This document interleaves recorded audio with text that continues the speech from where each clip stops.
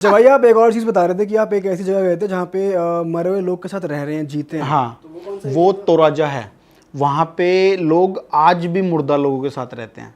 ये कहाँ पे? ये तोराजा में पड़ता है, इंडोनेशिया का ही पार्ट है। मकासर से बस लेके जाना पड़ता है, अंदर 600 किलोमीटर के आसपास एक तोराजा करके जगह है, काफ़ी इंटरेस्टिंग जंगल है? जंगल नहीं है, टाउन है। लेकिन वहाँ पे लोगों ने घर काफ़ी इंटरेस्टिंग बना रखे हैं। आप लोगों को थोड़े से एक तोंगकॉन टाइप के, मतलब हट टाइप के घर देखने को मिलेंगे, लेकिन काफ़ी अलग डिज़ाइन है उनका। तो उन लोगों का बिलीव ऐसा है कि हम लोग अगर अपने एंसेस्टर्स की टेक केयर करेंगे ना तो हम लोग पैसे वाले बनेंगे। तो वहाँ पे लोगों ने मुर्दा लोगों को अपने घर में रख रखा है। डेड बॉडीज पड़ी हैं? डेड बॉडीज पड़ी हैं कितने उनको। सालों से रखा हुआ है मुर्दों? कई डेड बॉडीज को तो 30-30 साल से रखा हुआ है। तो भाई स्मेल और वो नहीं होती क्या, नहीं, डिकम्पोज? वो लोग नेचुरल मेडिसिन यूज़ करते हैं। और जब कोई मरता है ना तो उसके बॉडी में एक एसिड रहता है, उसको इंजेक्ट किया जाता है। तो वो बॉडी 10 साल 15 साल तक उसकी बॉडी जैसी अपनी स्किन है ना, एज इट इज स्किन रहती है। अच्छा, एज इट इज मतलब गलती नहीं है, गलती नहीं है बॉडी। बॉडी और सड़ती चली जाती है टाइम से। सूखती है लेकिन सड़ती नहीं है बॉडी, ऐसा है। और सबसे इंटरेस्टिंग चीज़ उन लोगों के बारे में, तोराजा के लोगों का जो फ्यूनरल सेरेमनी है वो one of the most expensive funeral ceremony है। ऐसा क्या प्रैक्टिस करते हैं वो उसमें? उसमें जैसे कि कोई फैमिली में मर गया तो उसको इंस्टेंट उसका फ्यूनरल नहीं हो जाता। ऐसा है कि तोराजा के लोगों का मानना है कि किसी का फ्यूनरल कर रहे हो, दैट मीन्स उसके फ्यूनरल में मिनिमम 50 बफेलोज को सेक्रीफाई करना पड़ता है। और जब तक 50 बफेलोज का ब्लड ज़मीन पे नहीं गिरता तब तक उन लोगों का बिलीव है कि उस बंदे की आत्मा भगवान तक नहीं पहुंचती। 50+ बफेलोज, 100+ पिग्स को मारा जाता है। अरे, और ये फ्यूनरल में करते क्या हैं बॉडी, डेड बॉडी के साथ? डेड बॉडी को तो पहले तो सुनाया जाता है, फिर उसको क्या किया? मतलब जब मर जाता है तो 1-2 साल तक, जब तक पैसे नहीं हो जाते फैमिली के पास में, तब तक बॉडी को घर में रखा जाता है। और जैसे जो जिंदा इंसान रहता है उसकी तरह रेस्पेक्ट दी जाती है। खाना रखा जाता है। अगर कोई बाहर से आ रहा है तो डोर को नॉक किया जाता है। और इवन जब उसके जैसे सपोज मैं उनसे मिलने जा रहा हूँ, मैं गया था उनसे मिलने, उनको सिक पीपल बोला जाता है। They call that sick people. हाँ, डेड बॉडीज को सिक पीपल। जब तक फ्यूनरल नहीं होता तब तक वो सिक हैं, मतलब बीमार हैं। तो उनसे मिलने के लिए जैसे मैं गया था उनसे मिलने के लिए, तो जो उनकी डॉटर थी, वो उनकी मदर मर गई थी, तो वो उन्होंने डोर नॉक किया और उनसे पूछा, परमिशन ली कि आपसे कि इंडिया से मिलने आया तो वो आपसे मिल सकता है क्या नहीं।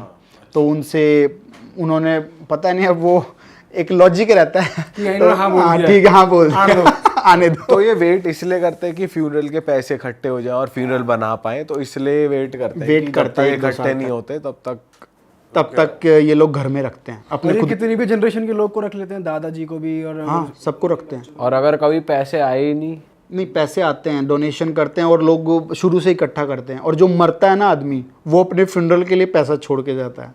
अपने गांव में क्या होता है, लोग हाँ मेरी दादी इतना पैसा छोड़ के गई वो पैसा वो उसकी फ्यूनरल में लगेगा, वो पैसा कि ये मुझे शांति से मुक्ति मिल जाए, जल्दी मिल जाए। हाँ, और फिर ये बरी करते हैं, मतलब दफन करते हैं कैसे? बरी नहीं करते। जैसे 2 साल बाद किसी बंदे का फ्यूनरल करा है उन्होंने, तो फ्यूनरल में 100+ बफेलोज को मारते हैं, मतलब 50+ बफेलोज और 150+ पिग्स को मारते हैं। मतलब कोई क्राइटेरिया नहीं, बट मिनिमम 100 होने चाहिए। जितना ज़्यादा ब्लड गिरेगा उतनी जल्दी उसकी आत्मा भगवान तक पहुंचेगी। मतलब बॉडी को दफना देते हैं या जला देते हैं? बॉडी को दफनाते नहीं है। उन्होंने जैसे घर रहता है ना, उस तरीके से कब्र बना रखी है, वहाँ पे पूरी फैमिली की बॉडीज को डाला जाता है। अच्छा। और हर 3-4 साल में बॉडी को बाहर निकाला जाता है और बॉडी को क्लीन किया जाता है। पूरा क्लीनिंग प्रोसेस होता है, उसको बोलते हैं मैनेने सेरेमनी। अच्छा, मैनेने सेरेमनी करते हैं। क्लीन करने के बाद करते हैं। क्लीन करने के बाद फैमिली रिलेटिव्स आते हैं, आपस में बातें करते हैं, फोटो वोटो खिंचाते हैं और इवन उससे बातें करते हैं, सेल्फी लेते हैं। और कोई जो फैमिली मेंबर आया नहीं है उसको वीडियो कॉल में बातें करवाते हैं उससे। काफ़ी इंटरेस्टिंग है। ऐसा लगता है जैसे मेंटल चल रहे हैं उस ट्राइब में, उस एरिया पे। हाँ, मोबाइल फ़ोन चल रहे हैं। वो इतना, मतलब वहाँ पे इंटरनेट है, अच्छा खासा इंटरनेट है, तो इंटरनेट की कोई दिक्कत नहीं है। और टाउन है, वो अच्छा खासा टाउन है। लेकिन लोगों के थोड़े जो बिलीव्स है ना, वो बहुत शॉकिंग है। वो मतलब पहली बार मैं गया, मैं कि यार कोई कैसे मुर्दा लोगों के साथ रह सकता है। अपने तो यहाँ भूत प्रेत में लोग भरोसा करते हैं और इनको भूत वूत नहीं खाते क्या? सही बात है।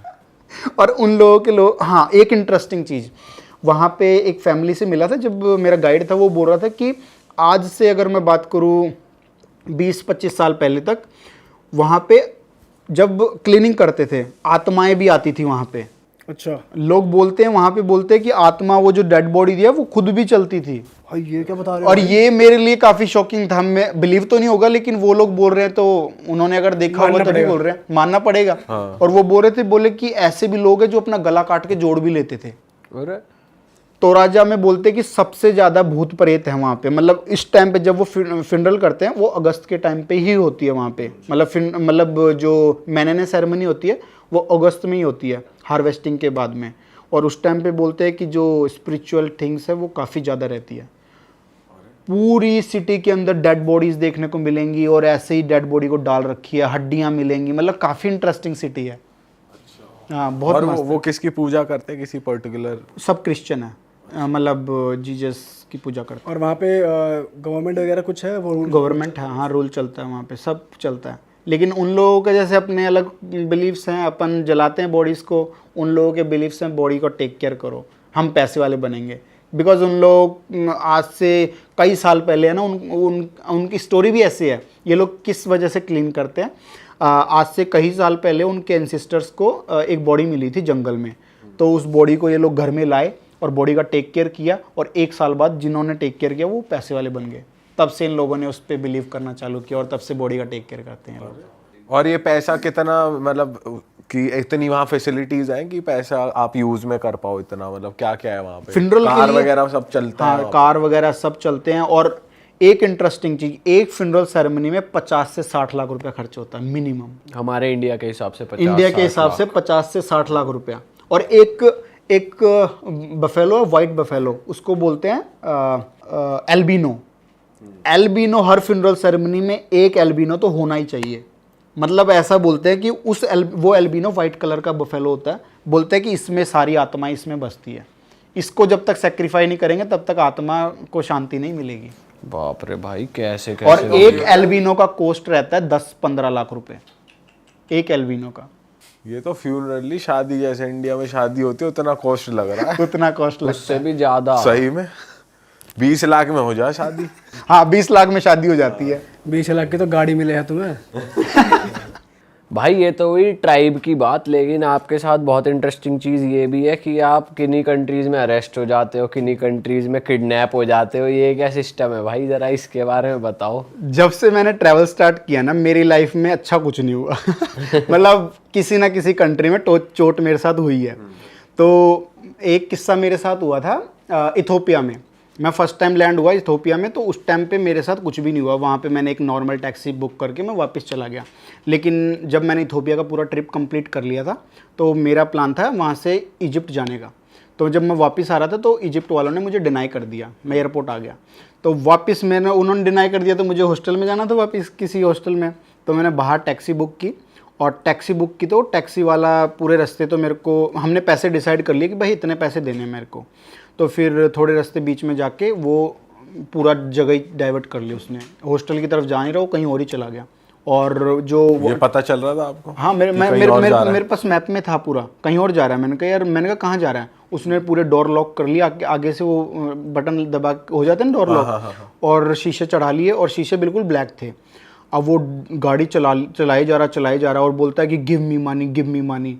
फिर बोलता है कि गिव मी $200। मैंने कहा पैसे वैसे नहीं मेरे पास, और मैं तो वापस जा रहा था, तो पैसे लिटरली नहीं थे मेरे पास। तो बोलता है कि give me money otherwise I will bring you somewhere else.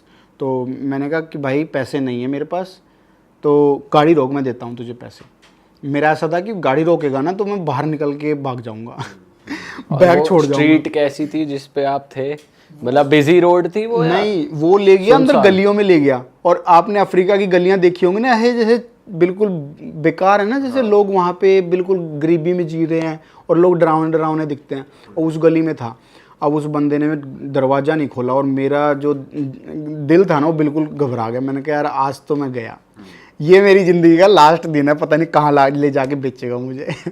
फिर मैंने उसको बोला, मेरे को देख भाई, मेरी जेब में जो पैसे हैं ना, मेरे हाथ में जितने पैसे निकले ना, मेरे जेब में जितने भी थे इथोपियन करेंसी, मैंने उसको मुंह पे मार दी। मैंने कहा तू अब दरवाज़ा खोल। बोला नहीं, गिव मी मनी। मैंने कहा भाई है ही नहीं मुझको, गिव मी मोर। मैंने कहा भाई पैसे नहीं है मेरे पास। फिर मैंने बैग में चेक किया, कुछ पैसे नहीं, सारे पैसे तो उसको दे दिए मैंने। अब वो महाराज ना खोले। फिर बाद में मैं उसका गला पकड़ लिया, मैंने उसको नेक पकड़ लिया, उसका आगे था वो सीट। उसकी बिल्ड कैसी थी? वो लंबा चौड़ा था? मतलब नॉर्मल था, मतलब थोड़ा पर था हट्टा कट्टा। अफ्रीका के लोग देखे होंगे थोड़े से रहती है उनकी बॉडी, और अफ्रीका के लोग तो रहते भी काफ़ी हट्टे कट्टे हैं। तो मैंने उसको गला पकड़ लिया और वो सीट को उसने ऐसे ही नॉक किया ना नीचे से, तो सीट मेरे ऊपर आ गई, तो मेरा उसके छूट गया गला। तो फिर बाद में मेरा हाथ क्या साइड में था, जो बगल में जो सीट रहती है, मैंने उसका बटन दबाया और वो गेट खुल गया। मैंने फटाफट से दरवाज़ा खोल के बैग एक हाथ में पकड़ के मैं तो भाग गया। और वो टैक्सी वाला भी स्पीड पे थी गाड़ी? नहीं, उस टाइम पे उसने रोक रखी थी, रोक के मेरे से पैसे मांग रहा था वो। तो फिर मैंने बैग उठाया और मैं भाग गया, और मैंने पीछे मुड़ के नहीं देखा वो कहाँ पे है। और वो उसने भी मेरे को नहीं पता वो चला गया, पीछे आया क्या आया, और मैं भाग गया। और एक होटल था, सीधा मैं वहाँ घुस गया और मैंने उसको बोला मैम ये सीन हो गया। तो वो मेरे साथ आई, बता कहाँ कौन सा टैक्सी वाला था। तो तब तक तो कोई मिला नहीं वहाँ पे, तो ये इंसिडेंट हुआ था। नहीं तो उस दिन तो मेरे साथ कांड हो जाता। भाई लेकिन दाद देनी पड़ेगी यार, ऐसे इलाके में बंदे का गला पकड़ के वहां से बच के निकलना भाई साहब। मतलब मैं सोचा यार मुझका आज मेरा लास्ट दिन है लाइफ का, लेकिन कैसे तैसे निकल गया। सिचुएशन भी ऐसी होती है, मरता क्या नहीं कुछ करता, कर, कुछ ना कुछ हाँ, टेक्निक कुछ तो लगाता है करेगा आदमी ना। फिर, हाँ। आदमी वैसे ही मरने वाला है, तो आदमी कैसे तैसे कुछ तो करेगा ना। ला तो बजाएगा, कुछ तो करेगा। वेपन था उसके पास कोई ऐसा? वेपन मैंने तो देखा नहीं, वेपन नहीं था शायद उसके और जब आप होटल गए तो आपने फिर कैसे पैसे वैसे को कैसे करा? पैसे मैंने उसको बोला मैम पैसे हैं नहीं मेरे पास। तो उसने एक बंदे को कॉल किया, वो टैप मशीन रहती है ना, वो लेके आया मेरे कार्ड में।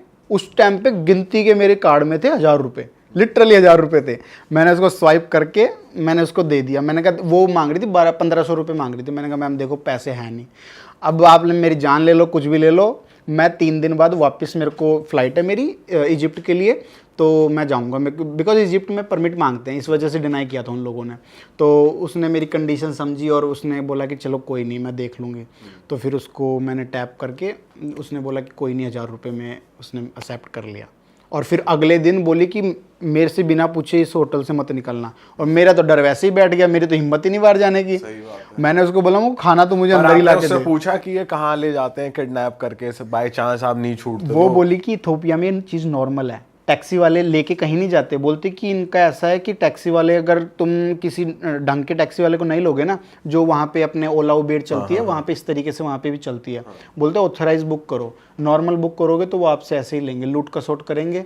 और एज अ फॉरेनर वो लोग देख लेते भाई वाइट कलर है, इसको तो लूटो। पैसों के लिए ही करते हैं, बाकी मारते करते नहीं है। वो बोली कि मारते नहीं है, बस वही है कि अगर जितना दोगे उतने में दे के छोड़ देंगे वो आपको। तो इसके बाद आप इजिप्ट गए? इसके बाद मैं इजिप्ट किया था। इजिप्ट अफ्रीका की कंट्री है, लेकिन बहुत ब्यूटीफुल कंट्री है। पर वहाँ भी हमने सुना है स्कैम बहुत है। स्कैम वो ऐसे तरह के नहीं है, जैसे मैं सपोज गया, मेरे को घोड़ा लेना है, वो राइड रहती है ना पिरामिड वगैरह में, तो वो पहले आपसे बोलेंगे मैं 10 रुपये लूँगा। राइड करके आएंगे तो बोलेंगे नहीं 10 रुपये नहीं, 100 रुपये देने पड़ेंगे।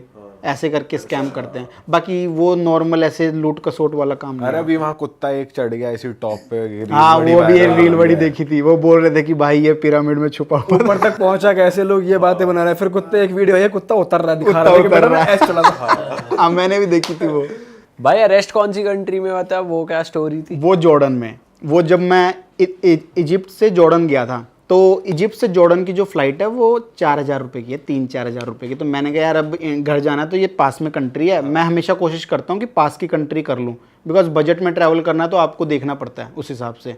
तो मैंने कहा 4000 की है तो चलते हैं इजिप्ट। और वीज़ा ऑन अराइवल था, लेकिन मुझे नहीं पता था कि वहाँ पे जब तक तुम्हारे पास बड़ी कंट्री का वीज़ा नहीं है तब तक वो लोग एंट्री नहीं देते हैं। लेकिन वही है, अगर तुम अकेले आ रहे हो, वहाँ पे डोंकी रूट बहुत चलता है, इस वजह से मेरे को जेल में डाला था उन लोगों ने।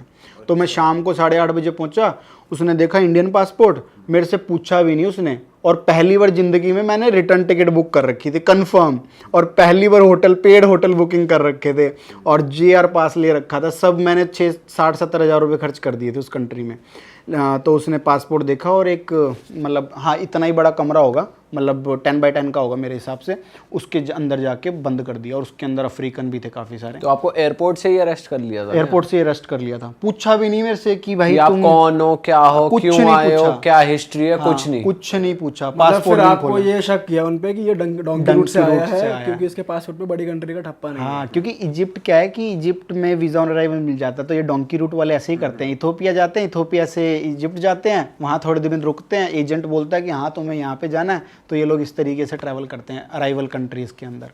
तो फिर उसने अंदर डाल दिया, और उस टाइम पे रमज़ान चल रहा था।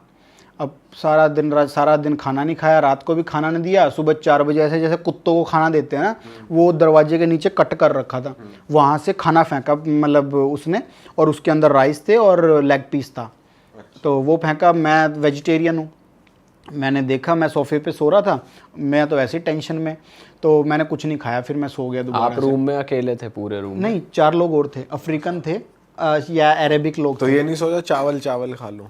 उसके ऊपर ही वो रखा था, और मैंने कहा यार अब एक वो इंडियन माइंडसेट रहता है ना, ये तो मिक्स हो गया। तो फिर मैंने खाया नहीं, और उस टाइम पे मन बिल्कुल भी नहीं था, क्योंकि यार मेरे तो टेंशन रखी, मैं इतना पैसा ख़राब कर दिया मैंने और अब ये एंट्री भी नहीं दे रहे मुझे। तो फिर मॉर्निंग हो गई होगी मेरे हिसाब से, फिर मैंने उनसे पूछा, हमको सर मुझे बात करनी है कहीं पे। तो उसने फ़ोन बोला 5 मिनट ओनली। फिर मैंने 5 मिनट, मैंने घर वालों को भी कॉल नहीं किया, और मेरे पापा के आ रखे थे 50 मिस कॉल। मेरे पापा मुझे डेली कॉल करते हैं, मतलब मैं ट्रैवल कर रहा हूँ जब से, मेरे पापा बहुत, वो एक रहता है ना हर फैमिली को डर लगा रहता है, और वो मैं अपने फैमिली के अगेंस्ट ट्रैवल कर रहा हूँ, वो बिल्कुल भी मेरे को सपोर्ट नहीं करते, इतना घूम हाँ, वो सपोर्ट नहीं करते मुझे बिल्कुल भी। तो फिर उनके 50 कॉल आ रखे थे, मैंने उनको कॉल नहीं किया। मैंने मेरे रिलेटिव में एक है अंकल, उनको कॉल किया मैंने सीधा, और उस टाइम पे वो बर्लिन इंडियन एम्बेसी में थे। तो उनको बोला हमको ये हो गया, तो वो बोले कि मुझे थोड़ा सा टाइम दे। जब तक बात कर रहा था उसने फ़ोन कोस लिया और बोला गो इनसाइड, और उनको इंग्लिश भी नहीं आ रही थी, तो मुझे धक्का मार के उसने अंदर कमरे में डाल दिया और दरवाज़ा बंद कर दिया। फिर मैंने उसको बोला थोड़ी देर बाद मेरे को बाथरूम जाना है, नो नो नो ऐसे गुस्से में बोलने लगा मुझे, और मेरा बाथरूम तो अब क्या करे, ब्लैडर मेरा पूरा भर गया, बहुत तेज़ पेन कर रहा था। फिर मैंने बोला मुझे सर जाने दो प्लीज़ प्लीज़, तो नहीं जाने दिया उसने। अब क्या करे, अब बैठा वहाँ पे झेल रहा था। फिर जो मेरे पास पानी की बोतल थी उसमें बाथरूम किया उन सबके सामने, अब क्या ऑप्शन था। फिर वहाँ से निकले कैसे आप? लगभग दोपहर के आसपास मैंने दोबारा से उनसे फ़ोन मांगा, और उनमें उन्होंने एक जो जॉर्डन में इंडियन एम्बेसी में एक थे बंदे, उनका नंबर दिया उन्होंने। तो मैंने उनको कॉल किया, वो बोले कि उनको बोल दूतावास से कॉल आया, उनको बोल कि बात करे। नहीं बात किया, फ़ोन कोस लिया। फिर मैंने कहा यार देख अब डिपोर्ट करेंगे तो कर देंगे, बहुत देर होगी, कोई नहीं आया एयरपोर्ट में मुझे ढूंढने, और 6:30 बजे मुझे एक बंदा आता है, बोलता है कि आपकी 8:30 बजे इजिप्ट के लिए फ़्लाइट है, डिपोर्ट कर रहे हैं आपको। फिर लगभग 7:30 बजे के आसपास एक उनका ऑफिसर आता है, एयरपोर्ट अथॉरिटीज़ का पुलिस ऑफिसर, और वो मीना कर रहा था। तो मैंने कहा हाँ यस मी। तो मैंने फिर वो बोलता मीना, मैंने कहा हाँ धीरज। तो फिर वो उसके फ़ोन में उर्दू में मेरा नाम लिखा हुआ था व्हाट्सएप ग्रुप में, तो बोलता कम विथ मी। तो मैंने सारा सामान लिया, और उस बंदे ने मेरा फॉर्म खुद भरा, वीज़ा ऑन अराइवल का फॉर्म खुद भरा, पासपोर्ट पे स्टाम्प खुद लगाई उसने, काउंटर पे जाके मेरे लिए टैक्सी बुक की, मुझे एयरपोर्ट के बाहर छोड़ा, और टैक्सी वाले को बोला जब तक ये एयरपोर्ट वो इसके होटल ना पहुँचे तो इसको प्रॉपर होटल में पहुँचा के आना, क्योंकि पीछे से दबाव आया इंडियन एम्बेसी का। उन्होंने बोला कि तुम किस तरीके से इस तरीके से हराश कर रहे हो। और फिर जाके फिर मैं अगले दिन वो जो एम्बेसडर थे जिन्होंने मुझे हेल्प की थी उनसे मिला, उन्होंने बोला कि यार आपकी गलती नहीं है, यहाँ पे ये जो डोंकी रूट लेते हैं ना, इन लोगों ने काफ़ी बसड़ कर रखी है यहाँ पे, इस वजह से ये गवर्नमेंट काफ़ी स्ट्रिक्ट है। और इंडियन को लेके है ना वहाँ पे काफ़ी चल भी रहा है, वो लोग है ना इंडियंस को देख के ऐसे सोचते हैं कि आ गए भूखे नंगे यहाँ पे, ऐसा है। भाई डोंकी मारते हुए तो इंडियन ज़्यादा है, इंडियन ज़्यादा हैं इसी वजह से। देसी लोग मार देते हैं डोंकी पैसे बचाने के चक्कर में, बस पहुंच जाए अगले देश में। हाँ ये तो है। अच्छा भाई, आप इतना घूमते हो, आप काउच सर्फिंग भी बहुत करते हो, तो मैं आपकी वो स्टोरीज जानना चाहता हूँ, कुछ ऐसी वियर्ड स्टोरीज, आप किसी स्ट्रेंजर के यहाँ गए हो रहने के लिए और कुछ हुआ हो बढ़िया एक्सपीरियंस। काउच सर्फिंग होता क्या है ये ऑडियंस को एक बार बता दो पहले आप। काउच सर्फिंग क्या है कि बहुत पहले से चल रहा है, और काउच सर्फिंग में आप लोग फ्री में स्टे कर सकते हो। ये एक ऐप है, वेबसाइट है, एप्लीकेशन है और वेबसाइट भी है, तो लेकिन लोग ऐप यूज़ करते हैं। लोगों ने अपने घर लिस्ट करे हुए हैं इसमें। हाँ, घर लिस्ट नहीं करे हुए, जैसे सपोज अभी अपना घर है यहाँ पे, मैं जहाँ पे रह रहा हूँ, मैं भी ट्रैवलर हूँ और मुझे ट्रैवल करना पसंद है, तो हम लोग ट्रैवलर से मिलते हैं, अपनी बातें शेयर करते हैं, तो लोगों को उनके एक्सपीरियंसेस जानना बहुत पसंद है, इस वजह से ये काउच सर्फिंग कम्युनिटी है। और आप तो लोग कौन सी कंट्रीज में काउच सर्फिंग करी हुई है? लगभग सभी कंट्री में की है मैंने। थोड़ा बताओ कुछ अब एक्सपीरियंस। जैसे मेरे साथ चोट हुई थी केनिया में। अफ्रीका में क्या है, मैं कोशिश करता हूँ हर कंट्री में काउच सर्फिंग करूँ ताकि मुझे लोकल इन्फॉर्मेशन मिले, पैसे बचाने के चक्कर में नहीं मैं रहता वहाँ पे, मेन रहता है कि लोकल से पता लग जाता है कि यार यहाँ पे कौन सी इंटरेस्टिंग जगह है विजिट करने के लिए। तो फिर मैं जब केनिया से युगांडा जा रहा था तो एक बॉर्डर के पास एक टाउन था, उसके पास मैं रुका, उस बंदे के पास तो रुका, और उसने क्या है उसके घर के बगल में एक कमरा था, वहाँ पे मुझे दे दिया कि बोले यहाँ पे रह ले तू। फिर मैं वहाँ पे रह रहा था, तो उस रात को मेरे को बोलता है कि चलते हैं अपन पब में चलते हैं। मैंने अब यार किसी के पास रह रहे हैं, उसको ये थोड़ी बोलूँगा कि यार मैं नहीं जाऊँगा तेरे साथ, फिर वो एक रहता है ना कि यार इसको मैं फ्री स्टे कर रहा हूँ, ये तो साला जा ही नहीं रहा मेरे साथ में। तो मैंने कहा यार चलते हैं, कोई नहीं। और फिर मैं उसके साथ चला गया, और मैंने क्या डोर को लॉक नहीं किया, पीछे से मेरा लैपटॉप ले गया। और उस टाइम पे मेरे को इतना हेडेक हो, वापस आके देखा मेरा लैपटॉप ले गया, जेब में मेरे पाउच में थे लगभग $200 के आसपास थे, तो वो भी ले गया। तो फिर मैंने उसको बोला यार मेरा लैपटॉप चला गया, और उसके बगल में एक लड़का भी था जो उसके घर में रह रहा था, बोला कि मैंने कहीं नहीं सुना यहाँ पे ले गया, और मैंने देखा भी नहीं किसी को। मुझे तो उसी पे शक जा रहा था यार, उसके घर से चोरी हुआ है तो इसी ने करवाया होगा। तो बोला कि हमने तो नहीं किया। बोलता है कि अगर दिक्कत है तो कल पुलिस चलेंगे। अगले दिन हम लोग पुलिस स्टेशन गए, पुलिस वाला बोलता है give me $1,000 $1,000 then only I can start application. अच्छा, तो बोलता है कंप्लेन लिखने के, मिलेगा नहीं मिलेगा वो बात की बात है। बोलता है कि कंप्लेन लिखने के मेरे को $1,000 दे। मैंने कहा यार $1,000, बोलता है कि और वो भी गारंटी नहीं है आपका लैपटॉप मिल जाएगा कि नहीं मिल जाएगा। बोला हमारे केनिया में ऐसी कोई स्कीम नहीं है कि हम लोग ट्रैक कर सकें। अच्छा। मैंने कहा फिर तू $1,000 किस चीज़ के ले रहा है, क्यों कंप्लेन करवाऊँ मैं? सही बात है। मैंने उसको बोला मुझको देख, कुछ मुझे पता अफ्रीका के लोग कुछ काम नहीं करते, उनको करप्शन है। मैंने कंप्लेन नॉर्मल लिखवाई वहाँ पे। फिर वो उसको मैंने पैसे वैसे नहीं दिए, वो जो मेरे साथ बंदा था उसने बात की उससे, और कंप्लेन लिखवाई हमने कैसे तैसे। हम लोग कंप्लेन लिखवा के वापस आ गए, और उस टाइम पे मैंने डिसाइड किया अब क्या किया जाए। तो मेरा तो पूरा चला गया सारा पैसा वैसा, और मेरा प्लान था पूरा ईस्ट अफ्रीका ट्रिप करने का। तो उस टाइम पे अब काफ़ी हेडेक हो गया। मैंने फिर खुद को समझाया, मुझे यार देख चीज़ें होती रहती है, कंटिन्यू कर ट्रिप को। और वो ट्रिप पूरी वाहियात थी मेरी लाइफ की।